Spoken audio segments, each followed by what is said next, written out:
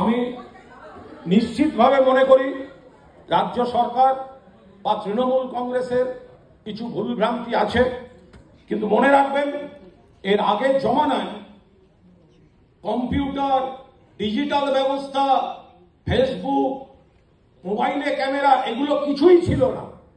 ফলে আজকে তুলনামূলকভাবে যত তাড়াতাড়ি কোনো তিলকে তাল বানানো হয় বা কোনো ঘটনা ঘটলেও জানাজানি হয়, সেটা আগের জমানাকে ফেস করতে হয়নি। ফলে এক বাক্যে দাঁড়িয়ে একটা সরকারকে বা একটা দলকে যদি এইভাবে আক্রমণ করা হয় তাহলে সেটা তুলনার দাবি রাখে। আমি সেই তুলনাটা জনতার দরবারে নিশ্চিতভাবে পেশ করার অধিকার আমার আছে, কারণ আমি সেই পক্ষের বক্তা। ফলে আমি সেই জায়গায় দাঁড়িয়ে আমার বক্তব্য আমি রেখেছি। আর আপনারা যদি বলেন, আর যদি কোনো প্রশ্ন থাকে সেটা নিশ্চয়ই তারপরে বলবেন।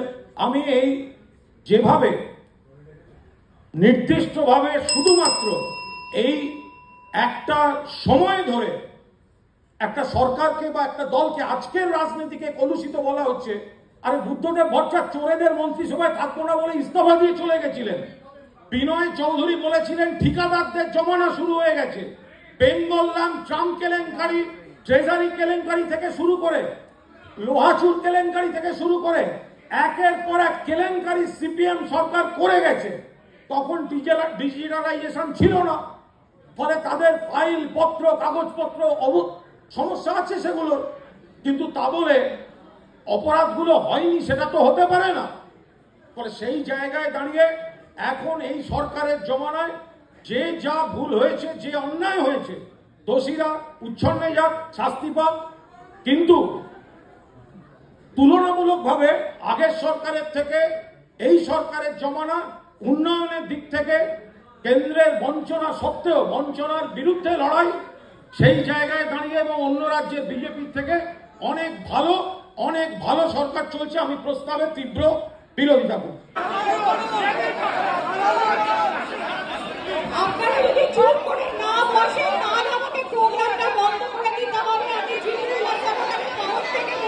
প্লিজ শান্ত হয়ে বসুন।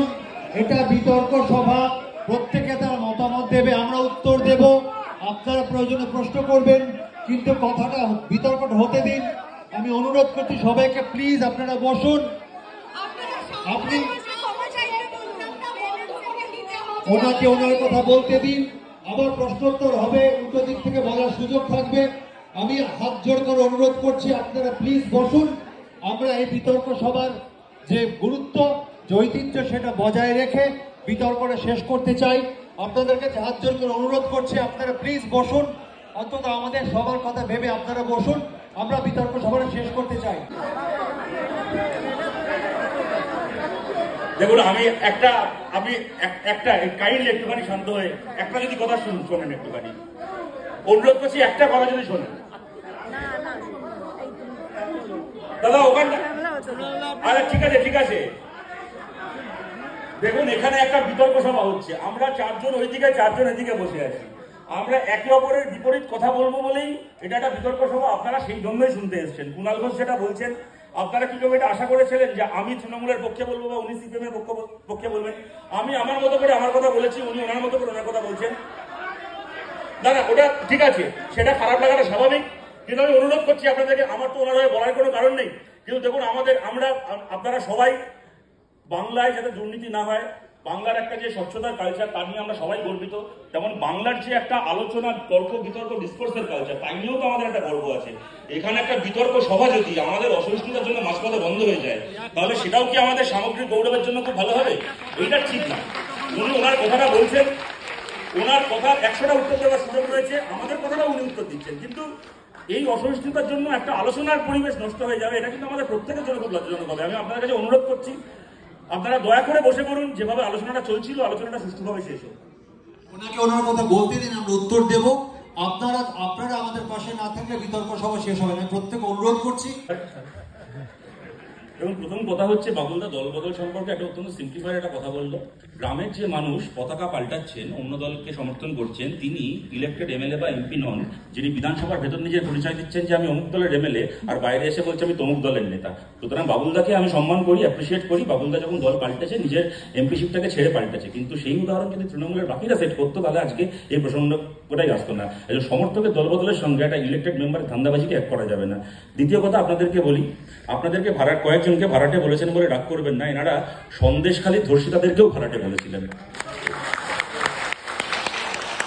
কুণাল ঘোষ বলার সময় কতগুলো উদাহরণ দিলেন, কম্পিউটার, ইংলিশ তুলে দেওয়া ইত্যাদি ইত্যাদি। দেখুন, এগুলোকে নিয়ে 100টা বিতর্ক হতে পারে, উনি কতগুলো কথা বলতে পারেন, পাল্টা 1 কোটি যুক্তি আমি দিতে পারি, কিন্তু ঘটনাটা হচ্ছে কম্পিউটার কি তুলে দেওয়া বা আটকানো হয়েছিল টাইপরাইটার কোম্পানির কাছ থেকে টাকা খেয়ে?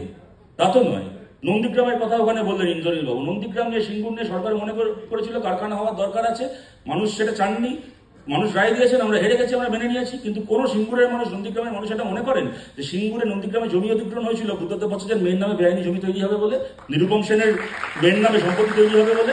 সিঙ্গুরে নন্দীগ্রামে বামফ্রন্ট কারখানা করতে চেয়েছিল, ওখানে সিপিএম এর পার্টি অফিসে রাত্রিবেলা মহিলাদেরকে ডেকে এনে 3 দিন পরে ফেরত পাঠানো হবে বলে? কেউ এটা মনে করেন আপনারা? নন্দীগ্রামের সঙ্গে তুলনা করছেন আজকের এই চুরি। দেখুন, আমি বলছি, কুণাল ঘোষ অনেকগুলো কথা বললেন, এই সাঁইবাড়ি, মজিদ মাস্টার, ওষুধের এসএসকেএম এর ওনার বাবার কথা বললেন যখন উনি দায়িত্বে ছিলেন, রশিদ খান ইত্যাদি ইত্যাদি। সুতরাং দেখুন, কত বড় একটা দুর্নীতি চিন্তা করুন। এতগুলো দুর্নীতি থাকার সত্ত্বেও, মরিচাপি এই ইত্যাদি ইত্যাদি, এতগুলো দুর্নীতির পরে আজকে 13 বছর গভর্নমেন্ট চালিয়ে এদের কাউকে গ্রেপ্তার না করে কুণাল ঘোষকে গ্রেপ্তার করলেন মমতা বন্দ্যোপাধ্যায়। মানে মমতা ব্যানার্জি সিপিএম এর কাছ থেকে কত টাকা খেয়েছে আপনারা চিন্তা করুন। সিপিএম এর কাছ থেকে টাকা খেয়ে সিপিএম এর ছোটদেরকে না ধরে তৃণমূলের একটা স্বর্গের দ্বীপ শিশুকে ধরলো, এটা দুর্নীতি নয়? আপনি বললেন কেরালায় আমরা যাদের বিরোধী, আমরা পশ্চিমবাংলায় তাদের সঙ্গে, এরকম হয় দাদা অনেক সময়, প্রিজন ভ্যানের ভেতর যায় বিরোধী, প্রিজন ভ্যান থেকে বেরিয়েছে আমি তার সঙ্গে, এগুলো হয়। কিন্তু আমি এই ব্যঙ্গ বিদ্রুপ ছেড়ে আমি আপনাদেরকে একটা কথা বলছি। আমি আপনাদের একটা উদাহরণ দিচ্ছি। কে যেভাবে মারা গেলেন, কলকাতায় একটা অনুষ্ঠান করতে এসে বাবুলদা একজন সিঙ্গার, বাবুলদার কলিগ মারা গেলেন। কেন মারা গেলেন? মানে ডেফিনেটলি আমি বলবো না যে ওই একটাই মাত্র কারণ, কিন্তু আমরা পরবর্তীকালে খবরের কাগজে রিপোর্টে যা পড়লাম, ওনার একটা হার্ট ব্লকেজ ছিল, উনি আগে থেকে সেটা জানতেন না, সচেতন হওয়া দরকার ছিল, খুবই দুর্ভাগ্যজনক। কিন্তু এইটা ঘটনা যেটা বেরোলো, নজরুল মঞ্চে 2500 ক্যাপাসিটি, 7,500 লোককে একটা কলেজ ফেস্টের টিকিট বিক্রি করে ওখানে তৃণমূল ছাত্র পরিষদ ঢুকিয়েছে, একটা গ্যাস চেম্বার বানিয়েছে অডিটোরিয়াম। আমি কথাটা আপনাদেরকে কেন বলছি, কেকের মৃত্যুর জন্য নয় শুধুমাত্র। চিন্তা করুন, একটা 40-45, আমি কোনো দুর্নীতিকেই ছোট করছি না, জাস্টিফাই করছি না, এই বয়সের একজন মানুষ নেতা, তাদের কিছু ক্ষেত্রে দুর্নীতি দেখতে আমরা অভ্যস্ত। একটা 17 বছরের ছেলে, একটা 18 বছরের ছেলে যে কলেজে তৃণমূল ছাত্র পরিষদ করে, ওই বয়সে শিখে গেছে কিভাবে একটা কলেজ ফেস্টে জাল টিকিট ছাপিয়ে ব্ল্যাক করতে হয়, সেটাকে 2000 টাকা 2500 টাকায়। আমি বলছি, আমি যখন এসএফআই করতাম, আমার সঙ্গে যারা এসএফআই করতো সবাই তো একটা সিপিএম এর নেতা হয়নি। এই আমি দেখেছি বাবুদা কতক্ষণ বলেছে, আপনি ঘন্টা বাজান, কাছের ঘন্টা বাজান, কিন্তু আমাকে তার চেয়ে কম সময় দিলে হবে না।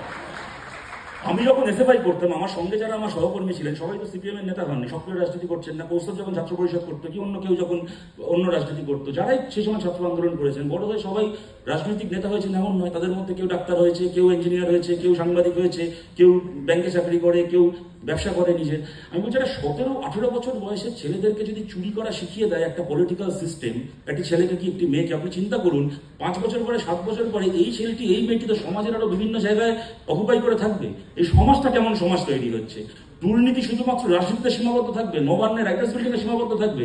দুর্নীতি সমাজের একটা জায়গা ছাড়ছে না এরা, যেখানে কিনা যে জায়গাটাকে খালি পলিউট করছে তাই নয়, পলিউটেড ব্লাড যে জায়গাটাকে এরা না ঢোকাচ্ছে। একটা উর্দুতে একটা শের আছে, আমি ওটা বলি আমার কথা শেষ করছি, যে লম্হনে কথা কি সদিও নে সাজা পাই। এরা এসে কয়েক বছরে যা পাপ করলো, বাঙালিকে কয়েক শতাব্দীটা প্রায়শ্চিত্ত করতে হবে। ধন্যবাদ। সকলকে ধন্যবাদ।